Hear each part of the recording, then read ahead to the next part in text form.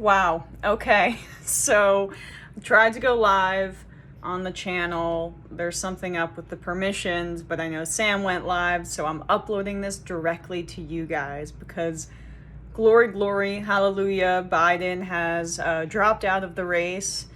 This was on the heels of devastating polling that came out of Michigan earlier today that said he was down significantly. And a reminder, this is some of what we talked about as it related to his Gaza policy, which was communities like Dearborn, Muslim majority communities, as well as just a depression of young people wanting to support him because he was supportive of Israel's genocide in Gaza. And I mean, it was more than that, though. In reality, the number one concern was people were just like, this guy can't do it for another 4 years. I mean, those are the basic politics of the situation. It's people want to select their commander-in-chief. People want to select somebody who they think can lead and represent the country and the empire in a way that comports with their vision of it.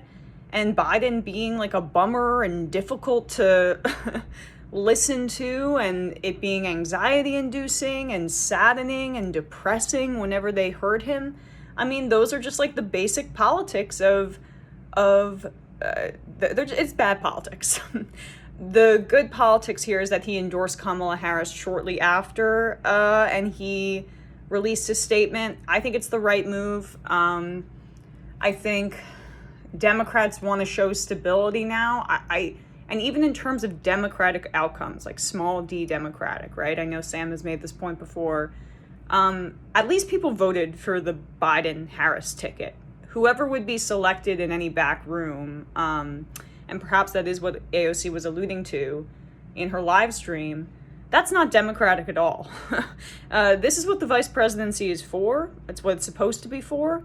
And it would have been a different situation if this happened a year ago, but it didn't happen a year ago. So it's not a great option in terms of getting Democratic support, but we're in this situation because Biden chose to run for re-election. So Harris would have access to, the campaign infrastructure, the funds, and the legal challenges that are being threatened by the Republicans right now. I mean, it's laughable. Biden is not legally the Democratic Party nominee until the convention.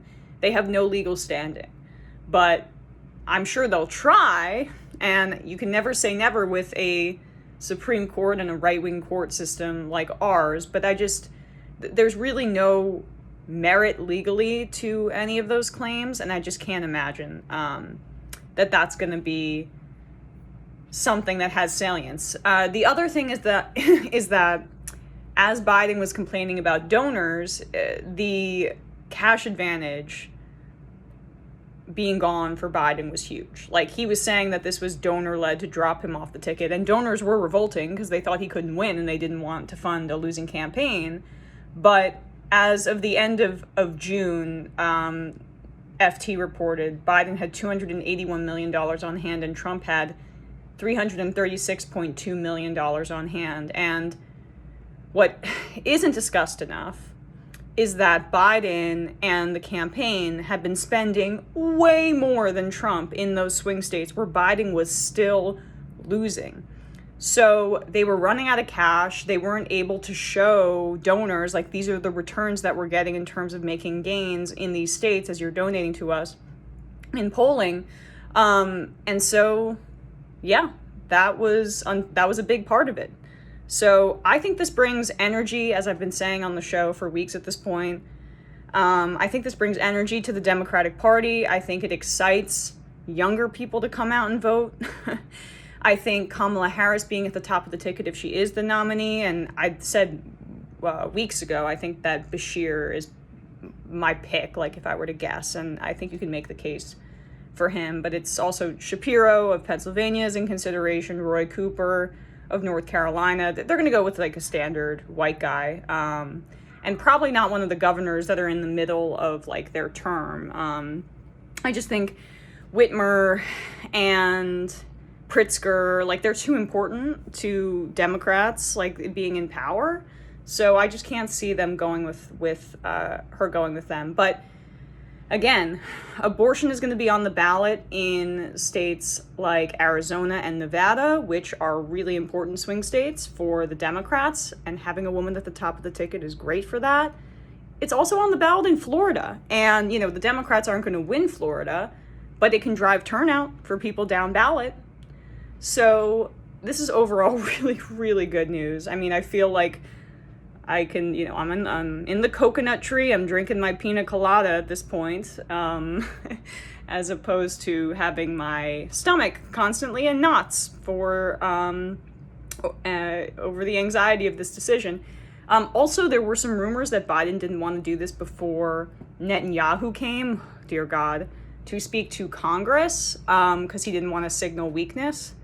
And that would have been more and more days, because that's happening on Wednesday, I believe. And Biden and Netanyahu I think, are meeting on Tuesday. So I'm thankful that he didn't do that. There's other ways to show that you're not weak to Netanyahu, Biden, like cutting off arms to Israel as they're, doing a genocide. That would be pretty nice. So victory lap. Really, really happy about this. And I think in our pool, I said Saturday, he dropped out. I think Sam said Sunday. Matt maybe said Monday. Bradley maybe said Tuesday. But I think Sam won this one in the gambling. But, he won a prop bet. I won the whole damn futures bet saying that Biden was going to drop out.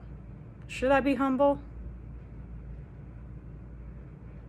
I don't know if I have it in me.